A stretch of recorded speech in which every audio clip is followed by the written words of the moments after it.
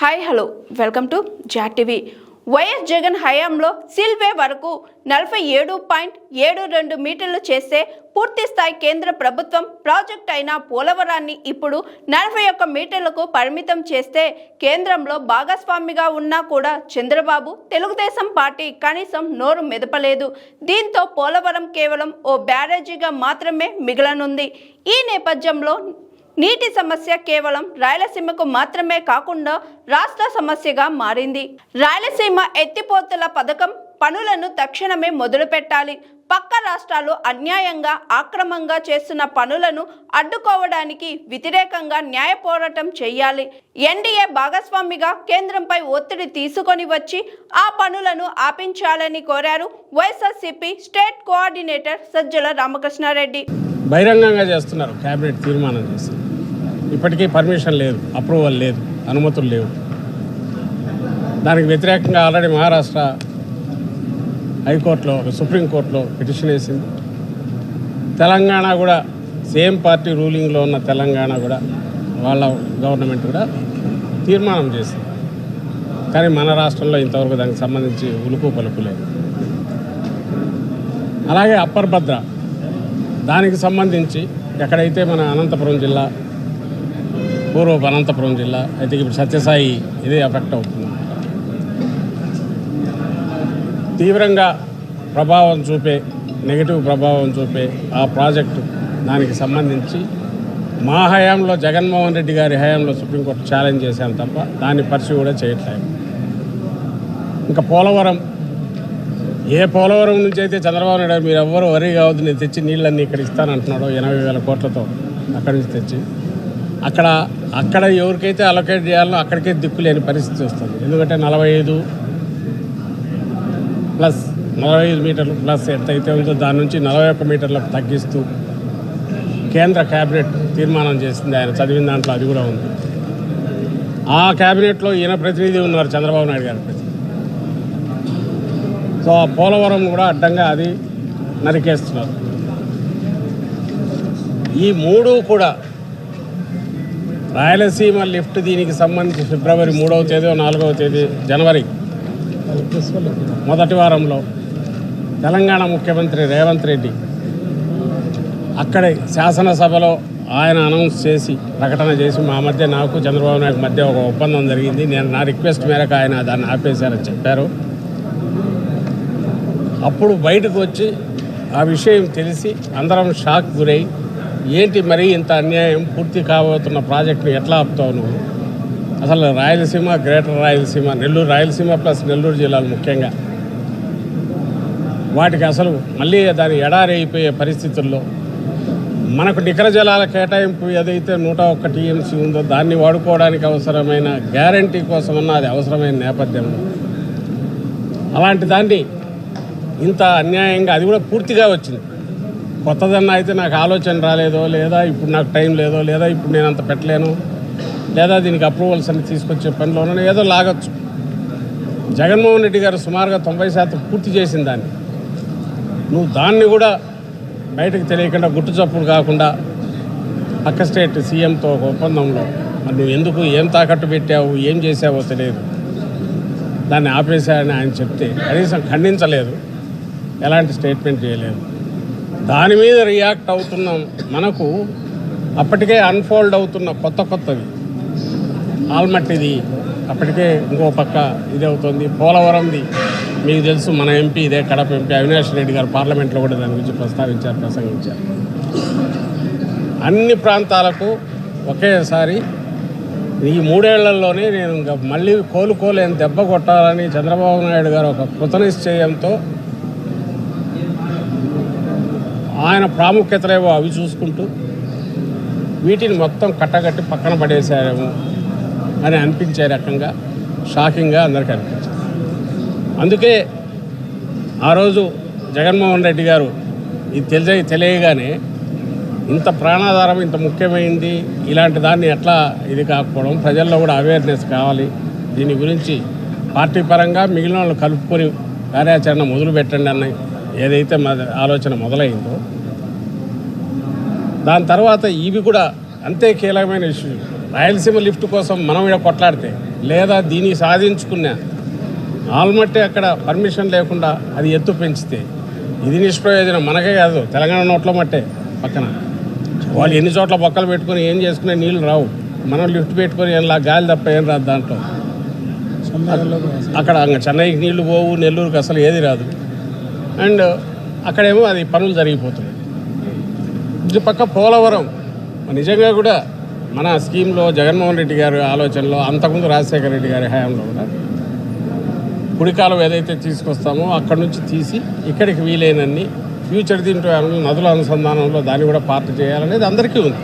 But that is a part of grand scheme, పెద్ద దాంట్లో ఫ్యూచర్లో రాబోయేది.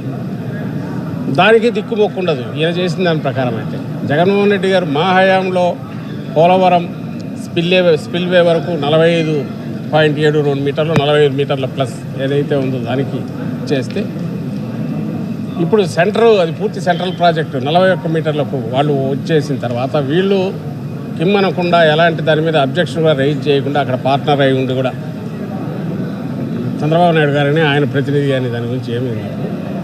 ఇంకా అది కూడా అక్కడ కూడా ఆశలు ఏమన్నట్టు సమాధి చేసుకోవాల్సింది. సో అది కేవలం ఒక బ్యారేజ్ కాబోతుంది. ఈ నేపథ్యంలో ఇది ఒక రాయలసీమ సమస్య కాదు, లేదా రాయలసీమ నెల్లూరు ప్రకాశం సమస్య కాదు, మొత్తం రాష్ట్రం సమస్య. ఎందుకంటే అటు ఉత్తరాంధ్ర కూడా నుంచి నీళ్ళు పోవాలి పోలవరం నుంచి. కృష్ణా గోదావరి జలాలకు సంబంధించిన దాని మీద మన రైతాంగం ఎవరైతే డిపెండ్ అయ్యి ఉన్నారో ఆయకట్టు ఏదైతే ఉందో మొత్తాన్ని ప్రొటెక్ట్ చేసుకోవాల్సిన సీరియస్ సమస్య. దీన్ని అడ్రస్ చేయను అనేది చెప్పకనే చంద్రబాబు నాయుడు గారు చెప్పారు. ఈ ఇష్యూని అడ్రస్ చేయను, రిజాల్వ్ చేసే ప్రయత్నం చేయను, నేను కూటమిలో పార్ట్నర్ అయినా సరే దీన్ని అడ్డుకునే ప్రయత్నం చేయను, నా హయాంలోనే వీటిని ఎలాగైనా ఆ స్టేట్స్ ఎవరు అనుకున్నారో వాళ్ళు పూర్తి చేసుకోవడానికి వాళ్ళకు బ్లాంక్ చెక్ ఇస్తాను అనేది చెప్పకనే చెప్తున్న నేపథ్యంలో రాష్ట్రంలో ప్రతి రైతు దీని గురించి ఆలోచించాలి, ప్రతి ఇంట్లో దీని గురించి చర్చ జరగాలి. ఈ విషయమై ఇది పొలిటికల్ ఇష్యూ కాదు, మొత్తం రాష్ట్ర ప్రయోజనాలకు సంబంధించిన ఇష్యూ. ఇది ఎవరికి వ్యతిరేకంగా చేస్తున్నది కాదు, మన హక్కులు మనం ప్రొటెక్ట్ చేసుకోవడానికి చేస్తున్న పోరాటం. దీంట్లో ప్రతి ఒక్కరూ చేయగలపాలి. అండ్ అందరూ కలిపి ప్రతి ఒక్కరూ తెలుగుదేశం పార్టీ నాయకులను, ఆ పార్టీ శాసనసభ్యులను, ఆ పార్టీ పార్లమెంట్ సభ్యులను, మంత్రులను, సాక్షాత్తు ముఖ్యమంత్రి చంద్రబాబు నాయుడు గారు, అలాగే ఆ పార్టీ ఆ కూటమిలో సభ్యులైన జనసేన నాయకులను, బీజేపీ నాయకులను ఎక్కడికెక్కడ నిలదీయకపోతే చంద్రబాబు నాయుడు గారికి ముక్తాడు వేయలేము. ఆయన కనీసం అబ్జెక్షన్ లెటర్ కూడా రాయించలేదు. ఒకటి, రాయలసీమ లిఫ్ట్కి సంబంధించిన పనులు ఇమ్మీడియట్ మొదలు పెట్టాలి. పక్క స్టేట్ చేస్తున్న అన్యాయంగా అక్రమంగా అడ్డగోలుగా చేస్తున్న పనులను కొట్టడానికి న్యాయపరంగా, అలాగే ఎన్డీఏలో పార్ట్నర్గా కేంద్రం మీద ఒత్తిడి తీసుకొచ్చైనా సరే వాటిని ఆపించే ప్రయత్నం చేయాలి. అలాగే తను భాగస్వామిగా ఉన్న కేంద్రం మీద అది ఆయన బాధ్యత, ఆయన పార్ట్నర్గా ఉన్నందుకు అడిషనల్గా తీసుకురావాల్సింది గురించి ఉన్నది కట్ చేస్తున్నాడు. మా హయాంలో, జగన్మోహన్ రెడ్డి గారి హయాంలో మేము పార్ట్నర్ కాకపోయినా అప్పుడు 45 మీటర్లకు మేము తెచ్చుకొస్తే ఈయన 41 మీటర్లకు ఈయన కుదించే రకంగా ఈయన దానికి తోడ్పడడం అంటే ఎవరికి ఉపయోగపడుతున్నారు, ఎవరి పక్షాన పనిచేస్తున్నారు, ఈయన ప్రాముఖ్యతలు ఏంటివి, ఈ లక్షల కోట్ల అప్పులు తెచ్చి ఎక్కడ పోస్తారు, ఏం చేయాలనుకుంటున్నారు. ఏమంటే పోలవరం నుంచి 80,000 కోట్లు నేను కాంట్రాక్ట్ తీసుకున్నాను అంటే 80,000 కోట్లు అంటే 10,000 కోట్లు కమిషన్ ఏదైనా వస్తుందని చూస్తున్నారేమో తెలియట్లా. కానీ ఒక గ్రాండ్ ప్లాన్ ఏదైతే అమలు కాదో అమలయ్యేటి వాటిని పూర్తి కావచ్చిన వాటిని అది పూర్తి చేయాలని ఆలోచన లేకుండా వాటిని పక్కకు తోసి ఏదైతే ఫ్యూచర్లో ఎప్పుడో ఒక డ్రీమ్ లాగా ఉండేదో ఇప్పుడు ఇంపాసిబుల్ టాస్క్ అసలు ఆలోచించడానికి కుదరందో వాటి గురించి పెద్ద మాటలు మాట్లాడతారు. వీలైతే ఆవేదన తీసుకొస్తే అది శాంక్షన్ చేసి కట్టుకోకపో అంటే ముందు 80,000 కోట్లకు ఫస్ట్ ఒక 8,000 కోట్లు 10,000 కోట్ల మొబిలైజేషన్ అడ్వాన్స్ ఇచ్చేసి తీసేసుకుంటే ఆ తర్వాత సంగతి తర్వాత చూసుకోవచ్చనే ఆలోచనలో ఉన్నాడో తెలియదు. కానీ దీపం ఉండగానే ఇల్లు చక్కదిద్దుకు పెట్టుకోవాలనే ఆలోచనలో ఉన్నాడేమో తెలియదు. కానీ అసలైన సమస్యను మాత్రం అడ్రస్ చేయట్లా. మరి వదలాలన్నా మనం అట్లే మీడియాకు చెప్తున్నాం, ఇతర రాజకీయ పార్టీలు ఎవరన్నా ఉన్నవి ఇంకా 2, 3 ఏమైనా ఉంటే వాళ్ళైనా, ఎందుకంటే మేజర్ పార్టీలన్నీ ఒకటి, major opposition YSR Congress party.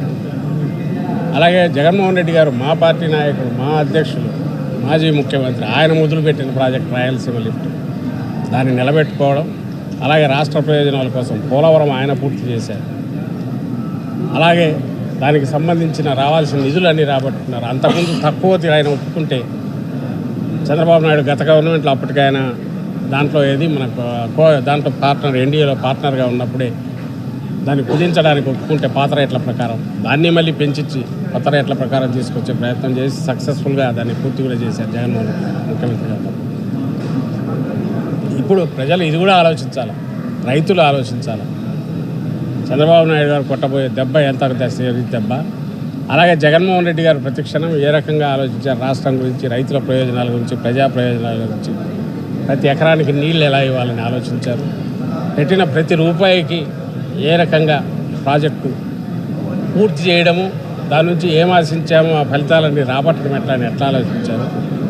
ఈయనేమో ప్రాజెక్టుకు ఏదంటే ఎక్కువ ఖర్చు ఎట్లా పెట్టి ఏ రకంగా ఖర్చు పెంచి దాంట్లో నుంచి పక్కకు డైవర్ట్ చేయాలనేది, లేదా పక్క స్టేట్స్ ఏదైనా చేసుకుంటుంటే మరి వాళ్ళ దగ్గర ఏం ప్రయోజనాలు వస్తున్నారో, ఎందుకు మౌనం పాటిస్తున్నారో, మొహమాటం ఏందో కూడా మనకు అర్థం కావట్లేదు.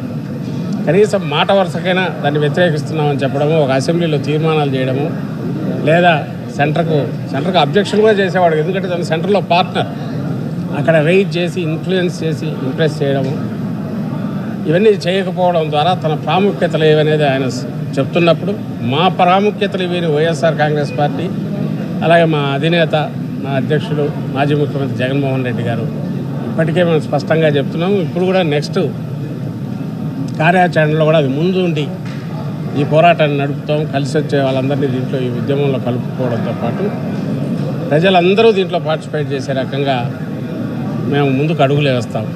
ఆ దిశగా ఈరోజు మొత్తం ఈ పాత 6 జిల్లాలు, ఏదైతే రాయలసీమ 4 జిల్లాలు, నెల్లూరు, ప్రకాశం జిల్లాలు ఉన్నాయో అక్కడి అధ్యక్షులు, అలాగే అసెంబ్లీ కోఆర్డినేటర్లు, ఎమ్మెల్యేలు, మాజీ శాసనసభ్యులు, మాజీ పార్లమెంట్ సభ్యులు, పార్టీ కీలక నాయకులు అందరితో ఈరోజు ఇక్కడ కలిశాము.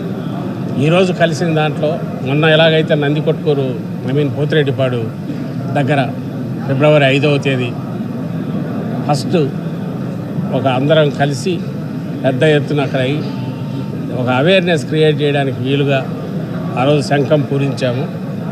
దాని తర్వాత నెక్స్ట్ కార్యాచరణ చర్చించడానికి ఇక్కడ అందరం సమావేశమైన దాంట్లో ప్రధానంగా అనుకున్నది ఈ అవేర్నెస్ పెంచడానికి, ఎన్లైటన్ చేయడము, అలాగే పబ్లిక్ నుంచి కూడా సీరియస్గా వాళ్ళ ఇన్వాల్వ్మెంట్ పెంచడము, కలిసి వచ్చే పార్టీలు, రాజకీయ పార్టీలను దీంట్లో కలుపుకోవడం, కలిసి వచ్చే పార్టీలను, ప్రజా సంఘాలను, ఇరిగేషన్ మీద, అగ్రికల్చర్ మీద మమకారం ఉండి దానికోసం పోరాడుతున్న మొదటి నుంచి ఉద్యమిస్తున్న నాయకులను, సంఘాలను, వీటన్నిటిని కూడా భాగస్వాములను చేసుకుంటూ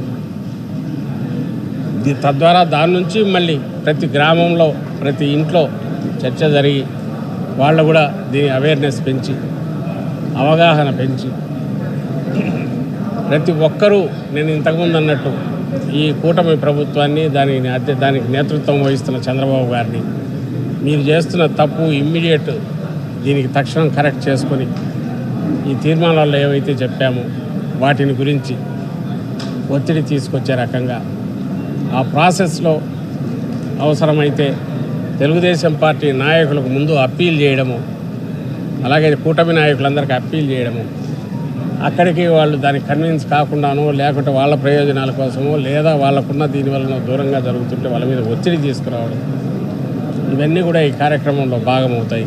ఇందులో కలిసి వచ్చే ఫోర్సెస్ కలుపుకోవడంతో పాటు కళాశాలలు కానీ, యూనివర్సిటీలు కానీ అక్కడ కూడా యువతను కూడా కలుపుకోవడం, వాళ్ళలో చర్చ జరపడం, ఇవన్నీ కూడా భవిష్యత్తు కార్యాచరణలో భాగంగా ఉంటాయి. మీరు కూడా ఫాలో అయ్యారు.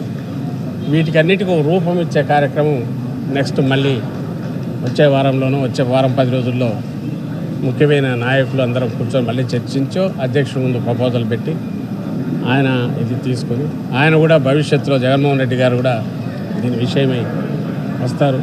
కొంత ఒక మూమెంట్ కొంత ముందుకు సాగాక. కానీ ఒక్కటి మేము చెప్పదలుచుకున్నది అయితే ఇది పొలిటికల్ ఇష్యూ కాదు, అందుకే మేము మిగిలిన వాటి గురించి చంద్రబాబు నాయుడు గారు దించి మేము వచ్చి చేస్తామని అట్లా ఆయనతోనే చేయించే దిశగా అడుగులు వేద్దాం.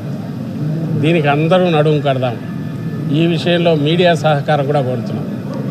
ఎందుకంటే ఇది రాయలసీమ ఇష్యూ ఒకటి కాదు, రాష్ట్రం మొత్తానికి సంబంధించిన ఇష్యూ. అలాంటివన్నీ కలిపి మేము ముందుకు తీసుకొస్తున్నాం. భవిష్యత్తులో ఇక్కడ నుంచి మిగిలిన ప్రాంతాల్లో కూడా సమావేశాలు జరిపి రైతు నాయకులను వాళ్ళను కలుపుకొని అక్కడ కూడా ఇలాగే సమావేశాలు జరిపి వీలైతే దీనికి సంబంధించి ఏదైనా జేఏసీ లాంటిది కూడా ఫామ్ చేసేవిగా ఆలోచిద్దాం. వీటన్నిటికీ మీడియా నుంచి కూడా సూచనలు అడుగుతున్నాం. మీరు కూడా మీ సహకారం పూర్తి ఇవ్వాల్సిందిగా కోరుతూ ఈ పూర్తి మాట విని వాళ్ళ మెడలు ఈ ప్రభుత్వం మెడలో ఉంచేంత వరకు ఈ ఉద్యమం ఆగదు, ఈ ప్రజా ఉద్యమం ఆగదని చెప్తూ మీకు చెప్తూ సెలవు తీసుకుంటాం. Thank you. Hi, this is Swathi. Like చేయండి, షేర్ చేయండి, కమెంట్ చేయండి అండ్ సబ్స్క్రైబ్ చేయండి GRTV. Hi, this is Monica. Please like, share and subscribe GRTV.